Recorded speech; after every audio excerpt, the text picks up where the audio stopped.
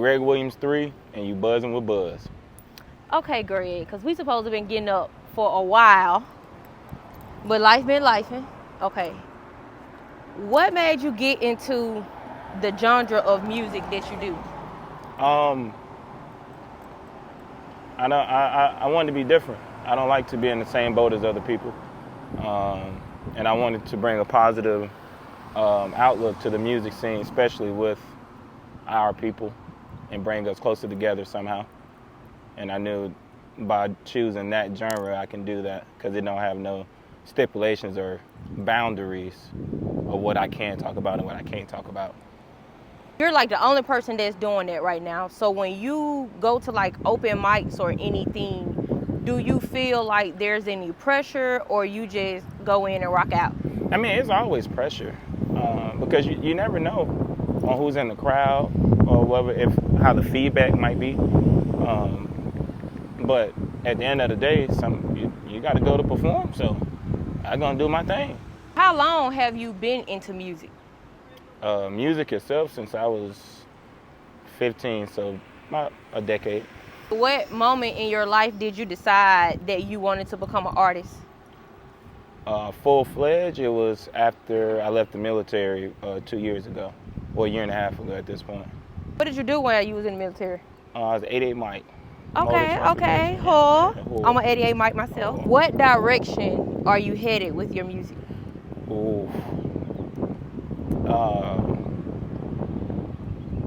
To where when somebody say, "Oh, you from Montgomery," the first thing they think about, "Oh yeah, that's where Greg Williams 3 from." So that's how I see it. I want to be as big as the city and the state, to where I can leave that much of an impression, to where it's a good thing instead of somebody thinking violence or football, whatever the case may be. Like, oh yeah, you got that dude from down there. Just dropped a project not too long ago. What was the process of that like? Procrastination, wanting to be bigger, wanted it to come faster than it did, going against myself and I was critiquing myself very hard on that whole process, and the project had been done ever since I first started music. It was just that I was waiting for the right time to put it out so people can see, oh, he got this plethora of stuff that he can do, instead of just one-sided of the country music. Is there a reason why you picked the amount of songs you picked? It is. I recognize myself, and not to be conceited or anything. I know I'm talented, and I didn't want to put out too much and then it get overlooked because the fact of I don't have the spotlight on me because I'm just now starting out. So I was like, well, okay, I'll just give them 5 plus of an original that they already heard before. With your sound being different, are there certain artists in the city you would like to work with? Oh, I want to work with everybody. I think that's what complements my style, that I can be versatile and do a song with a rapper or a gospel singer or an R&B artist, whomever it may be, which I'm in the works of that now because I want to create a project where I have a lot of good talented artists from the city to be on one project, on a country project, and they're like, oh, dang, he's literally bridging us together without us even knowing it. Being in the country lane, if you put yourself in the country lane, I do. Who are your influences? It's a lot of them. If I was to start like here as in this state, Hank Williams, pioneer to country music. And then if we go to New Age, Morgan Wallen, Luke Combs, even Jelly Roll, because how diverse his country music is as well. How did you feel about Beyonce coming into country music? At first I was salty about it because I knew the outcome because of her massive fan base, it was going to take off. And I'm thankful for her because it also opened the door for other colored country artists as well. I'm saying, was the project good? I'm not going to give her credit for it because she didn't write that damn song, first off. Second off, it wasn't, for her to be as talented as she is I feel like she could have did better. And the fact that she recovered, well, she did a cover of Hank Williams' song, and nobody actually gave credit to Hank Williams for the song, even though he's dead. But like, oh hey, that's Hank Williams' song. No, they was, oh yeah, she did good on that. I'm like, no, that's not her song. It's not her song. She didn't give no shout out to him. I redid this, and I feel like that was the messed up part about it. But I can't knock her. She did her thing. Do you listen to K. Michelle's country music? I heard a couple songs, and it now that I'm starting to see more, once again, colored female country artists, I can see the difference of how people tell me, oh, it sounds like you're forcing that instead of actually being in that lane. But I like what she do. I like what she do. And one day I hope to make a song with her too.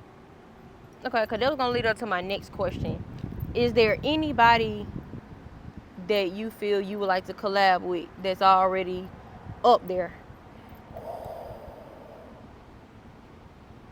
I would love to do a song with Shabuzi. I would love to do a song with Morgan Wallen, Luke Combs, Jelly Roll, Beyonce, K. Michelle, even T.I.'s son, DeMoney. Okay. Even Big Yavo in Birmingham, because I like putting the brain into a strange place. Like, oh, this don't supposed to go together, but it does. What are your thoughts on Shabuzi? Oh, dude is talented. Dude is awesome. Is in fact, before he blew up in the country scene, I had came across his page on my old TikTok account, and I seen when he did a snippet of his first country song, Annabelle, and I was like that dude gonna blow up. That dude gonna blow up, and sure be not, 2 months later, skyrocketed, and I was like, dang. But yeah, I love everything that he got going. I love his success. Love his process right now. I love it. Have you attended any country concerts? Oh yeah, most definitely. How would I look not going to a country concert? You know, I'm just asking because you have some people that they say that they focus on what they doing, but they don't really tap into what other artists are doing.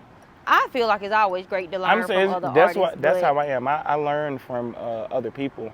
I don't just, you will never go through life thinking that you can just learn things by yourself. You have to see what other people is doing and not say completely do it like they do it, but take something from it and be like, oh, dang, it worked for me. So yeah, most definitely. That's one reason why I do actually go to a bunch of shows, just to see even how their team look, or what they're doing for the sounds, and how are they feeding in with the crowd, and how they giving off their energy, how they set list is, from rapping, country, R&B, blues, whatever the case may be. I always put those things into perspective when it comes down to when I go to a show, as well as enjoy myself.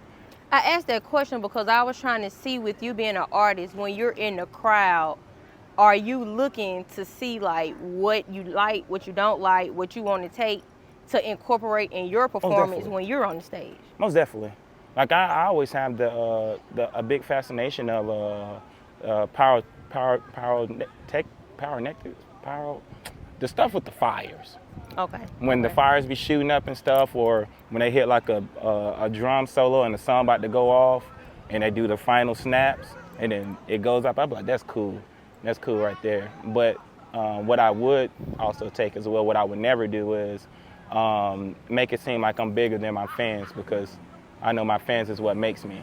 And I will always tell myself, the moment I get to that point where I'm performing in stadiums or domes and all that stuff, I will always bring at least 10 people up on stage, no matter what. What was your first performance?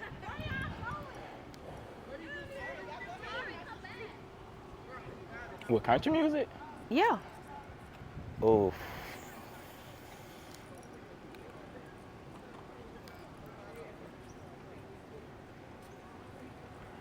My first performance was as a nurse at a nursing home at my mom's job, because they didn't believe that it was me singing the song. So she had me come up there and perform in front of the elderly, and that actually what pushed me to be like, all right, well, I guess I'll start taking it serious. Okay, so what was your last performance? What was my last performance? At the range. My last performance was at the range with the dudes from Georgia. I opened up for them. So that was, yeah, that was my last performance. That's my last performance. But I do have another one coming up though. So it's starting to flow. It's starting to flow. It's getting more consistent. Okay, so you said you got another one coming up. So let us know what you have in the works. So, which I took 2 months off of really posting music and talking about music ever since I did my EP. But I was trying to put things in order. And now, especially with the month of November, I'm working on my next project. And for people who do listen to me, people who know me, let's say that, they know I keep a lot of my songs. I don't just, any song that you hear today, it's probably been done for a year already. So everything that's coming up next, you're like, oh dang, when did you record this? Oh, I recorded this last year. I was just waiting. I don't want to keep the ear too fresh, because I want you to also keep listening to what's already out as well. But I am going on Lil Boosie's daughter, Ivy, podcast, where we're doing the debut. So Okay. I'm going up there doing that. Then after that, Tuesday, well, a couple days, I have another. It's like a little open mic thing.